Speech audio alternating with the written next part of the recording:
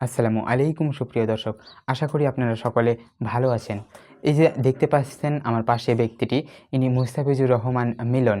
ইনি সৌদিতে থাকে এবং তিনি সৌদি থেকে বাসায় ফিরে আসার জন্য, নিজের দেশে আসার জন্য প্রতিদিন ফেসবুক লাইভে এসে কান্না করতেছেন এবং তার কষ্টের কথাগুলো জানাচ্ছেন।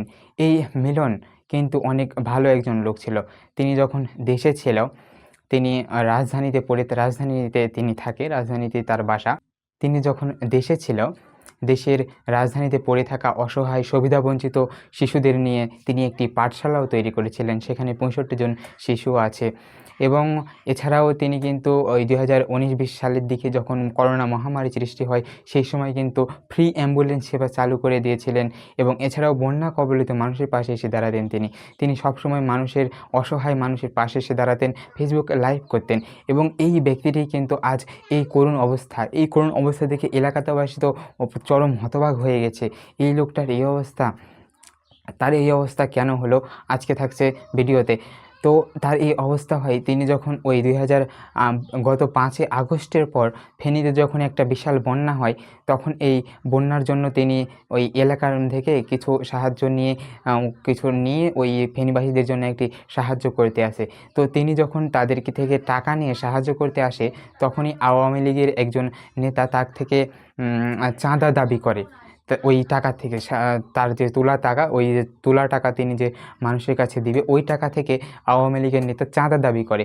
যখন চাঁদা দাবি করে, তখন সে চাঁদা দেয়নি, চাঁদা দিতে অস্বীকৃতি জানায় এবং অত পর্যায়ে তাকে হামলা, তারপরে বিভিন্ন ধরনের হুমকি দেওয়া শুরু করে এবং কি প্রাণনাশেরও হুমকি দেয়। মামলা দেখানোরও কিন্তু ভয় দিয়েছিল সেই সময়। তো ওই সময় সে প্রাণ বাঁচানোর জন্য পরিবার রেখে সৌদি প্রবাসে চলে যায়। কিন্তু অত্যন্ত দুঃখের বিষয়, সে সৌদিতে গিয়ে কোনো কাজ পায় না। কাজ না পেয়ে তার জীবন কাটছে একদম, বলতে পারেন কীভাবে আর। তো তিনি কাজ তো পায়ই না এবং তিনি এখন সৌদিতে, কিছুদিন আগে তিনি অসুস্থ হয়েছিলেন। অসুস্থ হওয়ার কারণে তার কাছে যে টাকা ছিল সেটিও শেষ হয়ে গেছে।